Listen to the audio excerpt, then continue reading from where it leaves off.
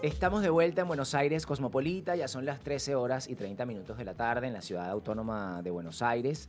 Les recuerdo que pueden comunicarse con nosotros a través de nuestras redes sociales, @.0.me y @BACosmopolita. Bueno, yo tengo acá a mi lado a Tiziano Cruz, que es nuestro segundo entrevistado de la tarde. Bienvenido, Tiziano. Hola, ¿Cómo bienvenido. estás? Bien, Bien, tanto con tiempo. mucho calor. Calor, bueno, calor, estamos aquí todos Sí, asados. asadísimo. Yo Tantos conocí a años. ti, pero por favor, nosotros nos conocimos en un festival que de hecho estábamos ahí tratando de recordar cuándo fue, si fue en el 2012, 2013. Eso nos delata la edad. No, bueno, pero pudimos haber sido adolescentes, Tiziano, o niños, un Claro, festival de teatro trabajo infantil. infantil. Trabajo infantil. Claro, eso fue en el Entepola Noa, De Polano, en Tucumán. en Tucumán, Sí, exacto, de porque ahí. nosotros ese año estuvimos en Tucumán, viajamos a Jujuy. Claro, sí. Vos formabas parte del equipo del festival. Exactamente, sí. Sí, 2012 o 13 era. sí, que recuerdo que el Éramos uniforme unos eran, niños. eran remeritas Sí, fucsia. éramos unos Eran jóvenes. unos Unos muchachitos, por muchachitos favor. con muchos sueños por delante. Bueno, te dicen igual, yo soy mayor que vos. No No te puedo, creas. no puedo mentir tanto la cosa. Pero bueno, tenemos a Tiziano acá porque en todos estos años Tiziano ha sido un artista que se ha empoderado de su historia, de su identidad, eh, encontrado un lenguaje propio, me atrevería a decir, y ha hecho un camino creando un par de espectáculos en torno a estos conceptos. Me gustaría que habláramos un poco del origen primero de Soliloquio, ¿no? ¿Cómo llegas a la idea de concretar esos conceptos en ese espectáculo? Bueno, Soliloquio forma parte de una trilogía de obras Sí. que vengo investigando desde el año 2015, es decir, hace 15 años. O sea, es un proyecto que le he dedicado buena parte de mi vida.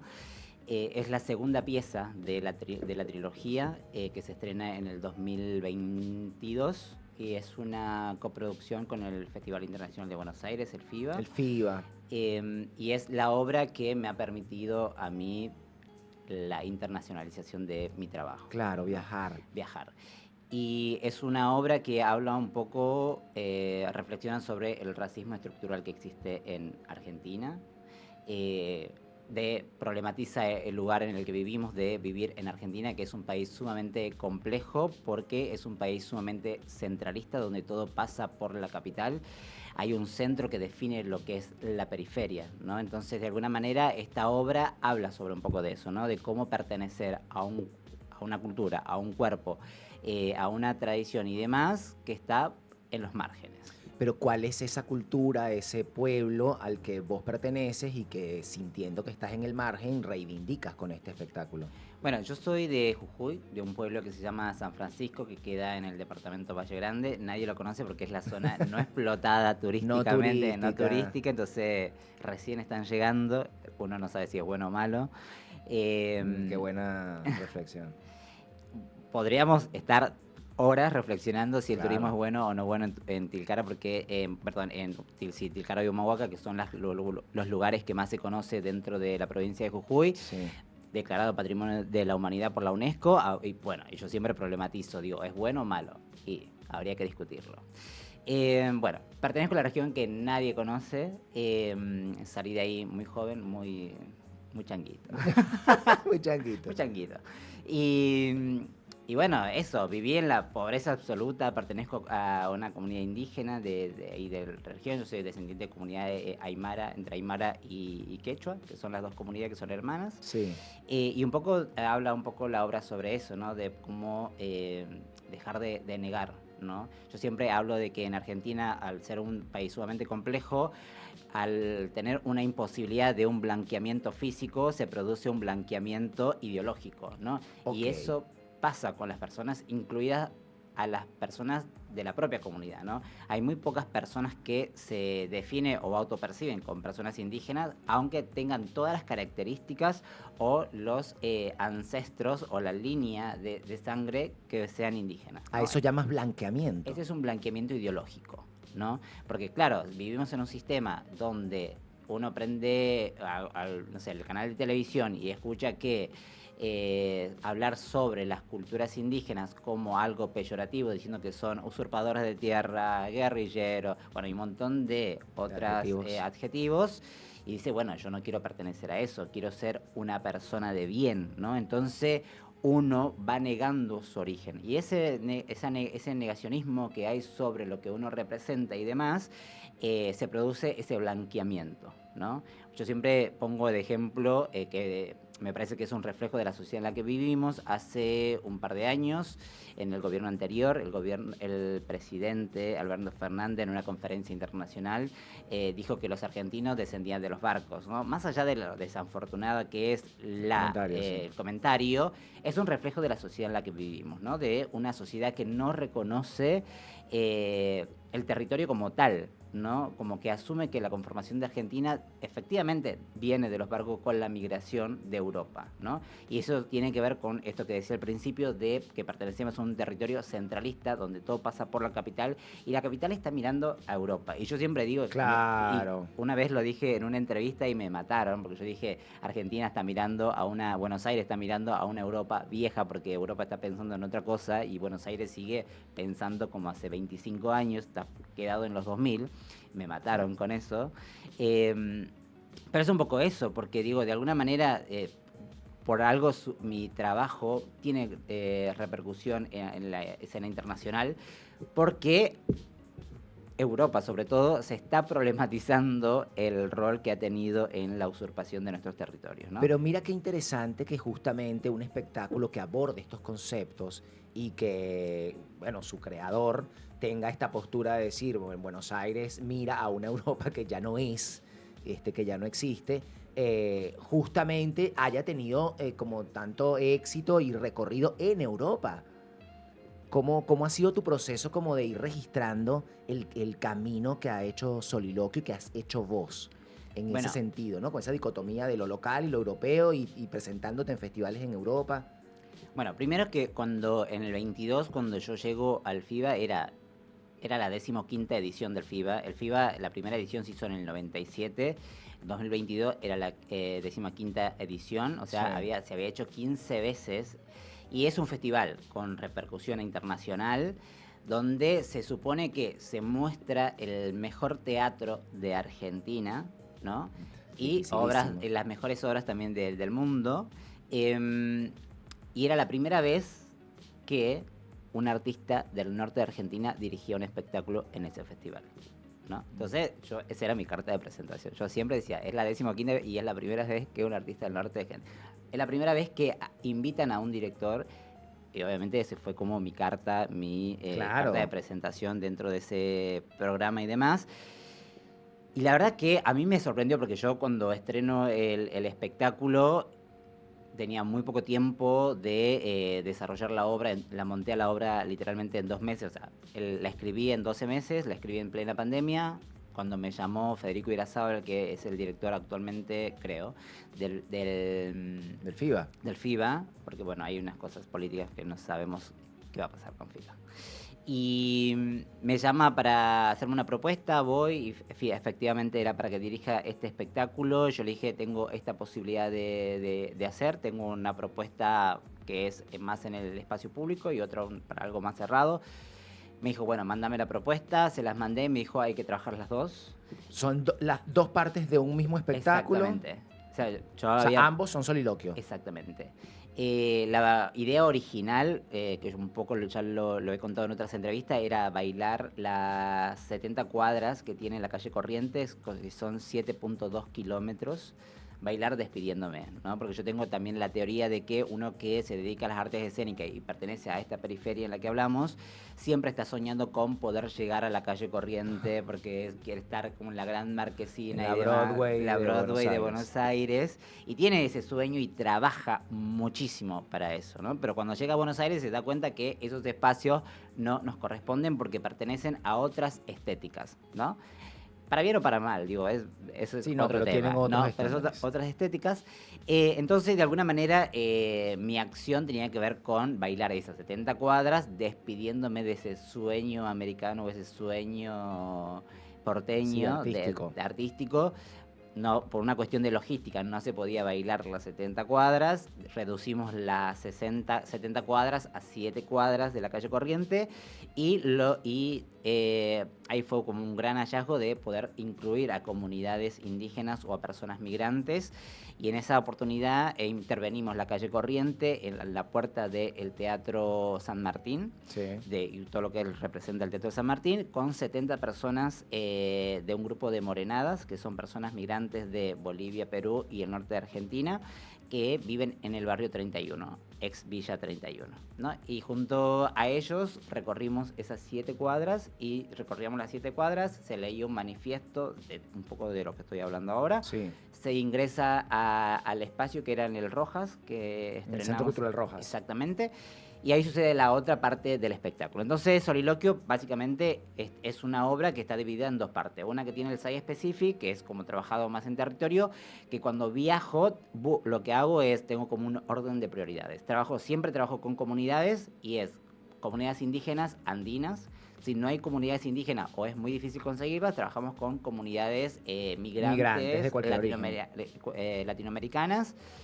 Salvo en Brasil, que Brasil tiene una vasta cantidad de comunidades, sus propias comunidades indígenas, entonces como que directamente trabajamos con las comunidades de ahí, pero también me ha pasado en lugares donde he trabajado con diásporas, o sea, como abrir un poco más el espectro, y he trabajado hasta con comunidades con gitanos, por ejemplo, ¿no? Y tiene que ver con trabajar con cierto colectivo o grupos que no son minorías, porque afuera no se llaman minorías, sino que se llaman grandes mayorías globales, que están invisibilizadas o que tienen dificultades para acceder a ciertos estados. Sí, bueno, están al Exactamente. margen de un montón de cosas que el sistema no les ofrece Total. en primera Eso, instancia.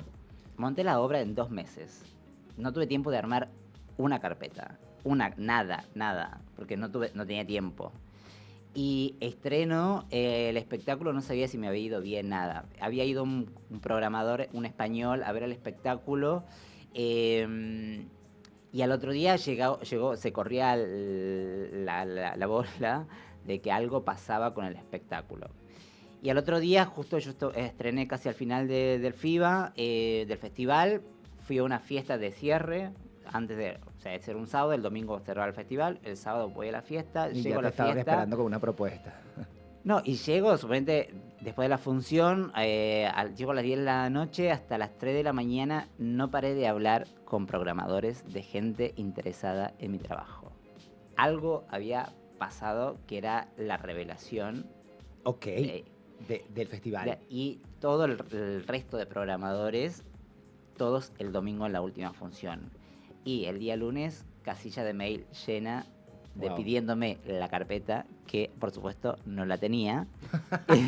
Hacer la carpeta. Y yo dije, velozmente. pero por supuesto, te la mando en breve. No la tenía. Entonces siempre digo que desde ese momento no paré de trabajar hasta el día de hoy.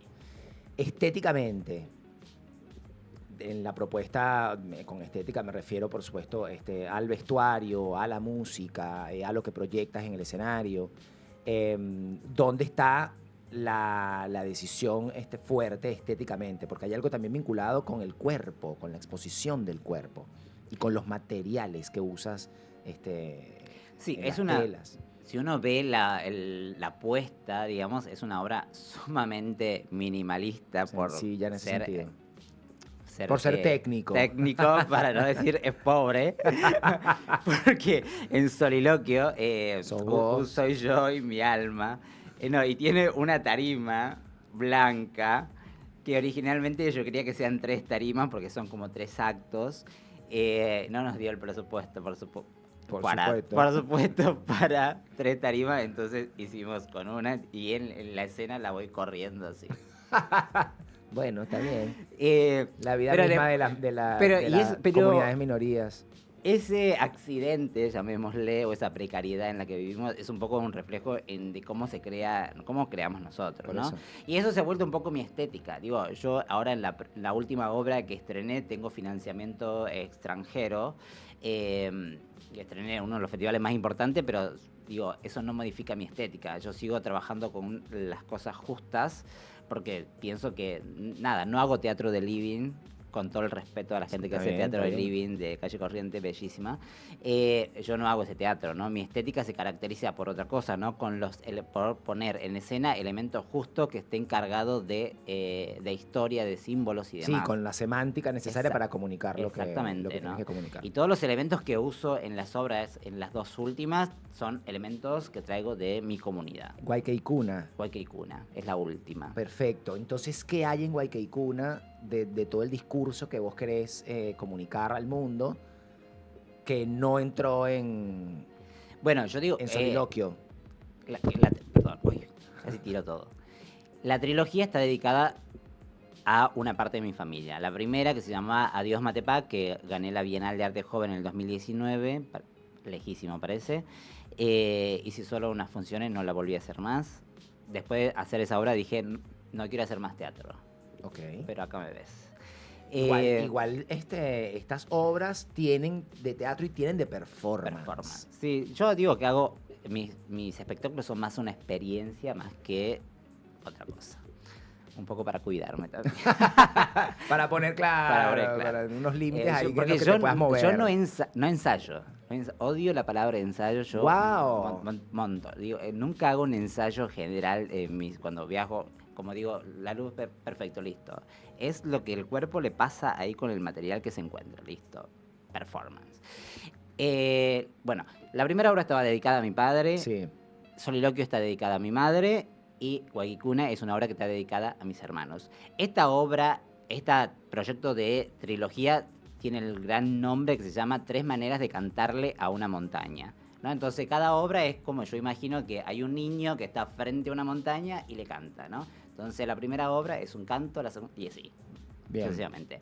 Todo esto surge porque en el 2015 a mi hermana muere por negligencia médica en la provincia de Jujuy por violencia obstétrica, ¿no?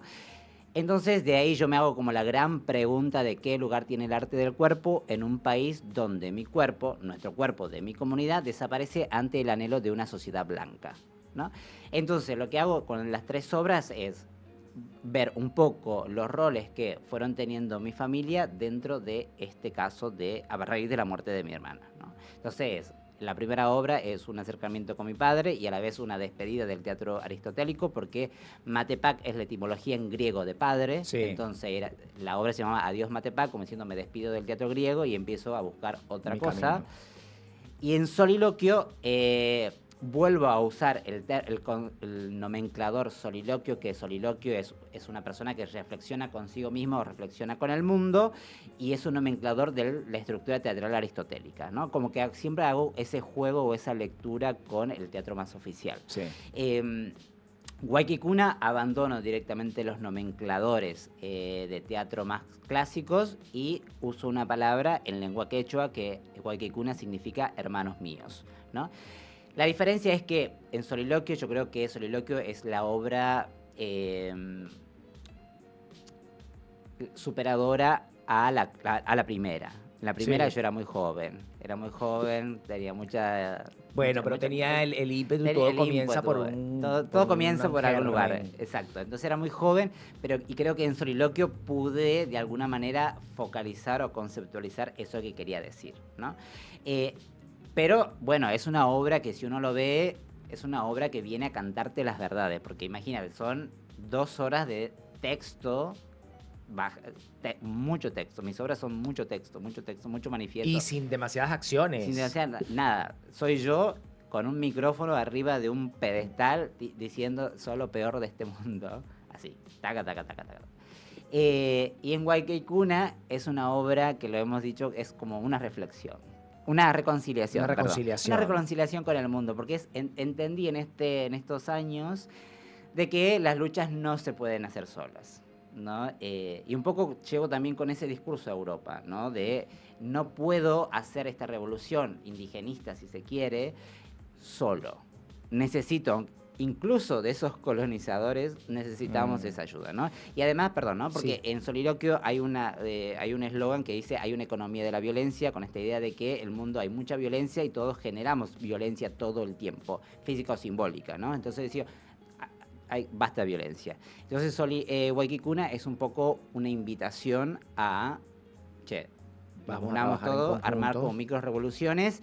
Y la diferencia es que en Soliloquio trabajo con comunidades que habitan en las diferentes partes del mundo, igual que Icuna, vuelvo a mi comunidad. Entonces es una obra medio documental también, porque tiene imágenes de cuando volví luego de haber girado por el mundo, volver a mi territorio y encontrarme con mi comunidad. Con tu ¿no? comunidad. Y puede ser, ya me queda muy poco de entrevista, pero escuchando este recorrido y esta diferencia entre los dos espectáculos, me pregunto si puede haber algo, Tiziano, de esa sensación de tu transitar como artista con tu origen en Soliloquio, en el que disparas ahí al público, pero que ese espectáculo te permitió encontrar quizás el lugar que sentías que no tenías y que te llevó a hacerlo. Por eso quizás la reflexión como más amorosa o más, no sé, como de amalgamar a otros miembros de las comunidades para no hacer la revolución solo. Hay algo de eso de sentir que no tenías un lugar y lograrlo con Soliloquio, y la experiencia con Soliloquio permitirte encontrar un lugar, y por eso Guayqueicuna tiene ese perfil. Sí, y la tranquilidad, por sobre todo, ¿no? Ok. Creo que Soliloquio, o la repercusión que ha tenido en Soliloquio, me ha permitido confiar en lo que hago. Claro, de por decir, eso. bueno, porque bueno, acá en Argentina, digo, tengo 2 premios internacionales. El año pasado estrené el último espectáculo en uno de los festivales más importantes del mundo, que es el Festival de Aviñón. Pero aún así, eso no alcanza en Argentina, ¿no? Porque digo, yo voy, o sea, siempre hago el chiste de que en Brasil soy como Yuya, porque soy como el Paquito. Claro. Porque es impresionante lo que pasa en Brasil, o sea, Con hasta el- me sonrojo porque suena como que me idolatro, pero voy a Brasil, las Sí, entradas te se agotan, recibes. la entrada se agota, Globo siempre pide exclusividad con mi trabajo y demás, Globo, Sí, el canal. el canal. Y acá no pasa nada, nadie se entera de lo que hago, nadie le interesa. Bueno, Y quizás eso mismo es un reflejo de lo que estás denunciando. totalmente. Claro. Bueno, todavía no he terminado de pagar el derecho de piso de estar yendo yo. Yo creo, yo presenté mi último espectáculo en octubre en FIBA del año pasado. Y yo creo que mucha gente vino a ver qué está haciendo esta persona que gira por el mundo. A ver, vamos Claro, a ir la a ver. intención era, bueno, vamos a ver qué No, es lo que tiene no este es que muchacho. vamos a ver lo maravilloso el trabajo de Tiziano, ¿no? O sencillamente, bueno, ir a Sí, encontrarse con algo. o hay muchos comentarios, mucho hate también de, bueno, va a dar lástima, va a llorar ahí a Europa. Digo, prefiero llorar en Europa que llorar acá, por Si va a llorar, supuesto. llora afuera. Si voy a llorar afuera. No, pero como Un siendo... chiste, sí. Pasa un poco eso, ¿no? Como que no se perdona que una persona que viene del norte de la Argentina, pobre, porque digo, la primera pregunta que me hacen es, ¿Y la plata? ¿cómo un artista del norte de Argentina, que sus padres albañil, su madre que limpiaba escuelas, Estrenó en Aviñón. estrenó en Aviñón? Claro, dice, si yo estoy acá, que voy a las mejores escuelas, estoy con los mejores y no llego ahí, ¿no? Y detrás de esa pregunta hay mucho racismo, ¿no? Disfrazado de otra cosa, de esa idea de meritocracia. Y yo digo, no, lo mío no es meritocracia, lo mío es un reflejo de las desigualdades que existen en este territorio en el que vivimos. Pero has llegado por el mérito de tu trabajo. Total, no le quito mérito a mi trabajo, pero yo creo que si el 0,0001 llega, claramente hay un problema. Hay un problema. ¿No? Mira, Tiziano, necesito que cerremos la entrevista. Perfecto. Podemos estar aquí escuchándote, escuchándote 2 días. Muchísimas gracias Bueno, por me venir. pueden seguir en mis redes Sí, sociales, sí. Tiziano Cruz, ok, para que no haya confusiones. Es mi Instagram, que es el que más uso, así que pueden ahí seguirme. Para ir siguiendo a ver qué es lo nuevo, porque hablamos de lo que ya está hecho, qué es lo que viene, pues nos tendremos Se que vienen enterar después. cositas. Se vienen cositas. Bueno, Tiziano, gracias. Gracias Gracias a por vos. venir. Nosotros tenemos que despedir el programa. Muchísimas gracias por acompañarnos. Esto fue Buenos Aires Cosmopolita. Buena gente, buenos encuentros. Hasta la próxima. Pensaba que contigo